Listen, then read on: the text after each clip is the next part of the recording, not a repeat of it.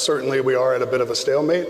We do see incremental gains by Ukraine as they commit to this counteroffensive over the summer, but we haven't seen anything to really help them break through, for example, to drive to the Crimea. It's interesting to me, we tend to focus on some of the munitions that the West provides to Ukraine as they fight this out.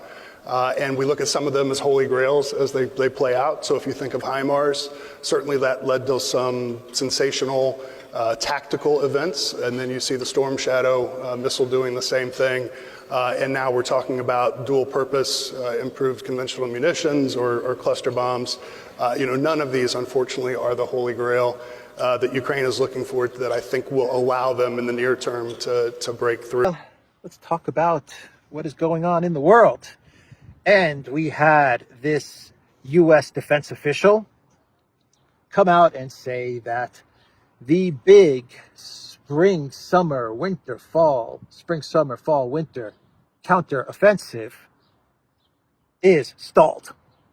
It is officially stalled, which is code for this big offensive has failed. So the U.S.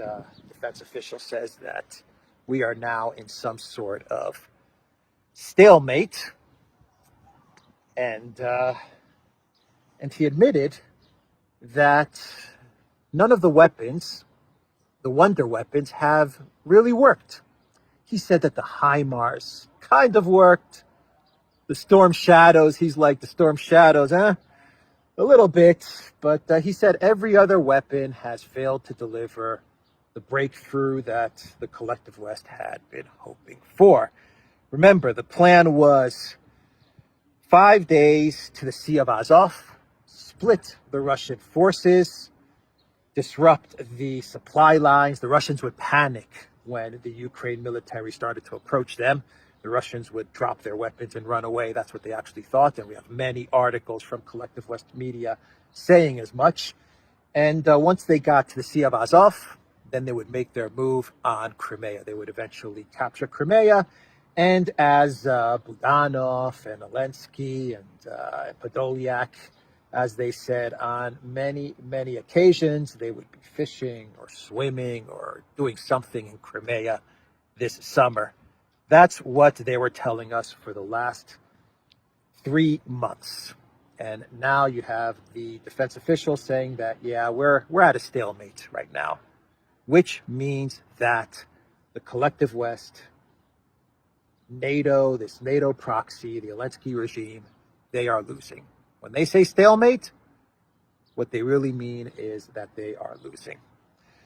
So the New York Times, they came out with an article. The title is, After Suffering Heavy Losses, Ukrainians Paused to Rethink Strategy. Early in the counteroffensive, Ukraine lost as much as 20% of its weapons and armor. The rate dropped as the campaign slowed and commanders shifted tactics. So the New York Times comes out with an article where they admit that the Ukraine military has lost 20% of the weapons given to them by the collective West in this counteroffensive.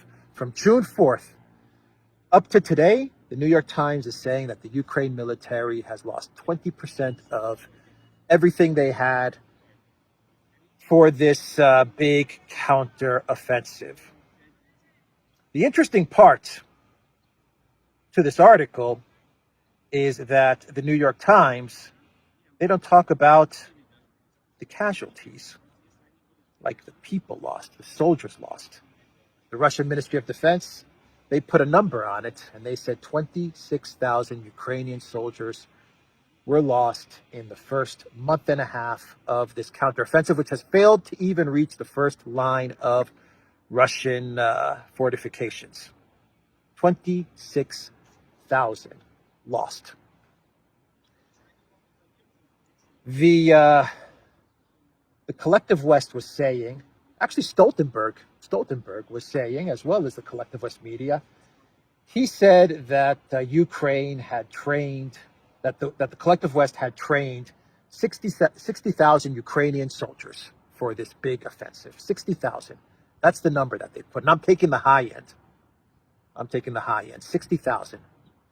Those were the troops that were going to go on this big counteroffensive.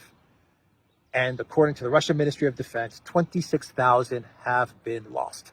And I haven't heard anyone refute this claim from the Russian Ministry of Defense. I haven't seen Zelensky or Stoltenberg or Austin or anyone come out and say, no, we haven't lost 26,000. Even if it's 20,000 and they had 60,000 troops to begin with and they've lost 20,000, it's a disaster.